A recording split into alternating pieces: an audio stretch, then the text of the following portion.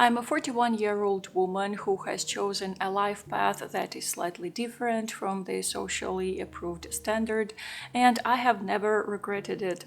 Although, to be honest, I doubted myself quite a few times, especially keeping in mind all those so-called truths that I've been told by family, friends, acquaintances, people on the screen, in printed media, or in books. But as it turned out with years, not all of those statements are actually true. And in today's video, I'll share with you 5 truths that have proven to be a lie for me. Please remember that here I share only my personal subjective opinions and experiences, and yours can be completely opposite, and it's great to be different. If you're new here, welcome. I'm Anna, and this channel is about the gentle philosophy of finding and nourishing your true self through meaningful ideas, relationships, and things. And if you're already a friend of this channel, I'm so glad to have your company again. So the first lie that I've been told is the following.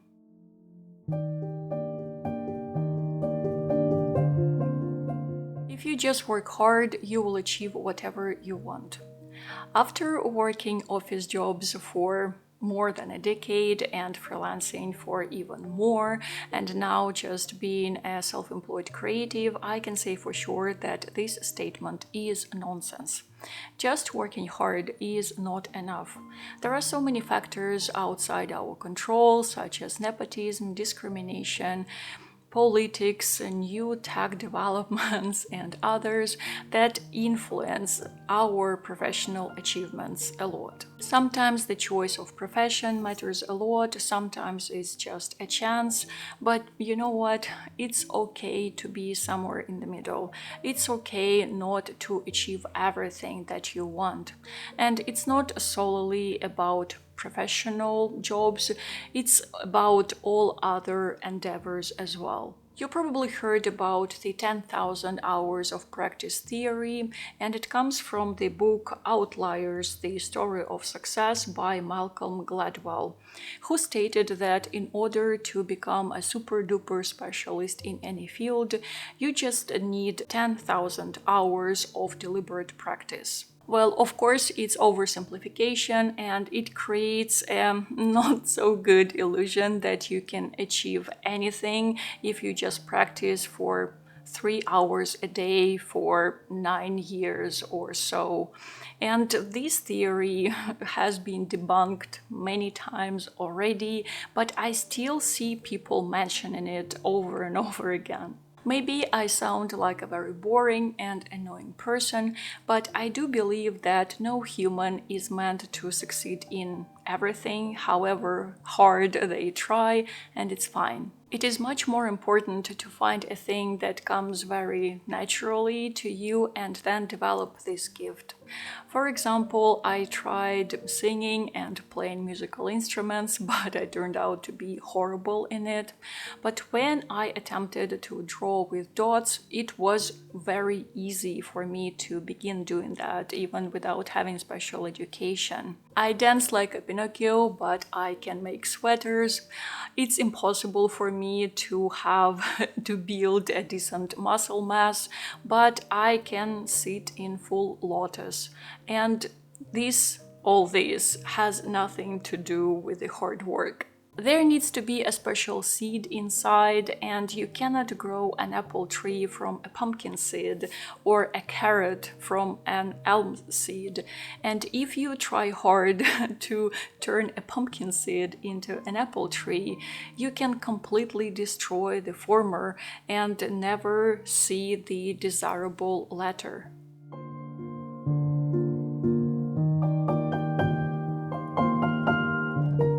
If you don't become a parent, you will feel forever incomplete. I don't have kids and I won't have any. I touched upon this a little bit in some of my previous videos, and this decision was not solely my decision, it's a combination of factors, and that's why I always had mixed feelings when I came across this incomplete without kids agenda. And after years of reflecting on this, I can say for sure that I would feel incomplete if I decided to have kids with any of my past partners who I no longer loved or trusted. But in the end, I have no idea how my life would turn out should I become a parent. Right now, I do feel complete. I'm vulnerable, I'm unstable, I'm imperfect, yet I'm trying to move on, and it is this honesty that makes me feel complete. Recently, Brian and I spent a few days in Armenia, and when we were coming back in a small minibus called Marshutka, I was sitting next to a very nice old lady and we had a lovely chat. And of course, she asked me whether I had any children. I said no. Then she asked how old I was. I said 41. And then she went like, oh, darling, you have to get it done. Your life will be so sad and dark without children. You will be left all alone and you won't have any purpose in life. And I was like, okay. Not the first time and not the last time when I was told things like that, and I just nodded. I wasn't insulted because I understood that when she said all those things, she wasn't talking about me, she was talking about herself and her own fears of being left all alone and without any purpose in life. In my home country, the concept of child-free living is being banned now, officially. A law is being taken, and as I'm still a Russian citizen, I cannot advocate for being child-free because I don't want any trouble for myself or for my family who are still living there. But it's not exactly what I mean. I believe that every person should have a choice whether to have children or not have children. And of course, I admire parents because having and raising a child in the world nowadays is quite a challenging thing. Not everyone has to become a parent to feel complete. And I always find it very important to remind that there are many people out there with reproductive challenges who get really hurt hearing this kind of statement that without children, without becoming a parent, you will feel forever incomplete. And this shouldn't be ignored and it has to be respected.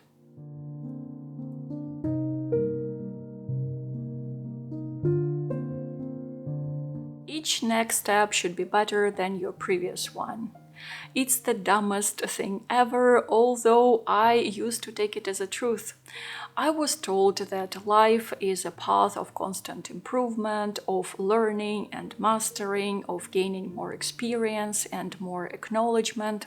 Even when I started this channel a bit more than 3 years ago, I remember quite clearly that one of the recommendations that was given to new creators was to make your next video better than your previous one. And I tried at first, but then I got burned out very fast. Life, work, art, experiences are not a seamless journey upwards, and you have a well-deserved right to take different steps, to have different experiences and different feelings. And here also goes the belief that you have to constantly scale up if you want to live a better life. Gain more, achieve more, get more views, get more social acknowledgements, get more things, get more realizations or knowledge, and so on and so forth. And it becomes so easy to forget that after all, width doesn't matter that much. It is the depth of living that is important. And this depth is complex. And we don't often know which step of ours, which decision or choice is a good one or not so good one. Only time and a broader and deeper perspective will tell.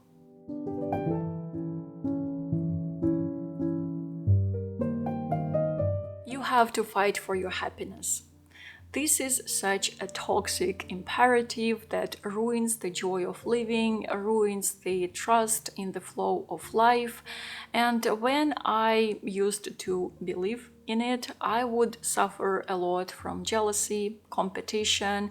I thought that I should always be alert and fight back if I see that my current safe position is challenged in any way. There was a lot of resistance in me, and it didn't lead to anything good until I finally realized that happiness cannot result from mental or emotional violence, cannot result from the rigidity of views or actions, or from fear of losing something or someone. If you have to fight for your happiness, maybe it's time to question whether it's really what you need.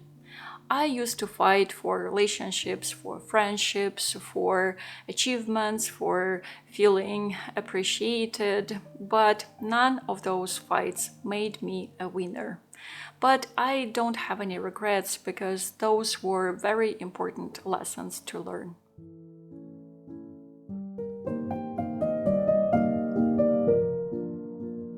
You have to have a higher education diploma. You just have to.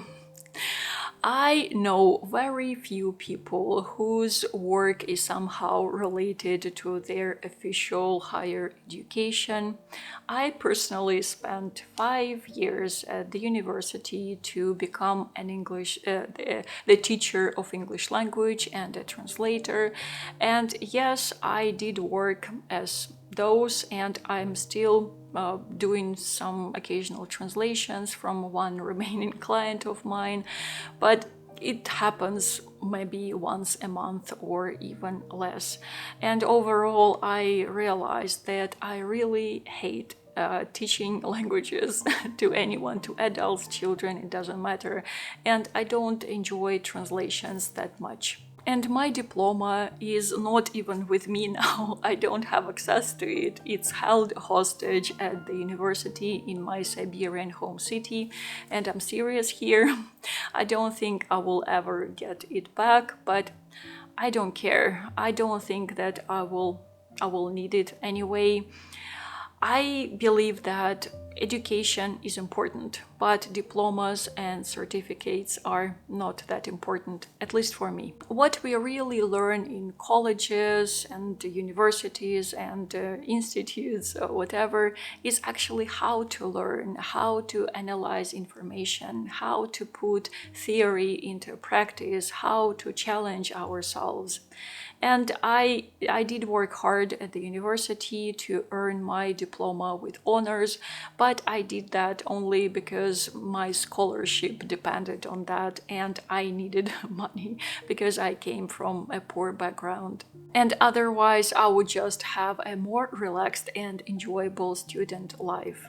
But again, it's me, and because diplomas and certificates are not that valuable in my life anymore. But for example, my brother, who is medical professional, has to care a lot about his diploma and his certificates because without them he cannot work and he cannot help people. So yeah, it's just all cases are different and you just have to figure out which case is yours. The most important questions in life can never be answered by anyone except oneself. With so many opinions floating in our information space, with so many answers and views and solutions and life recipes, it becomes so easy to unlearn how to ask the right questions, how to be critical and attentive. And I hope that this video inspired you to once again look at where your authentic truths are and how you are living by them day by day. Feel free to share your thoughts and experiences down in the comment section, maybe some of the truths that you've been told but that have proven to be a lie. for you personally. Let's connect. I am grateful for your time and attention, dear friends, and this video is here for you to watch. Only thanks to everyone who supports my work on Patreon and other tipping platforms. So yeah, thank you so much, and for now, as always, be safe and keep your heart open, and I will see you soon. Пока-пока.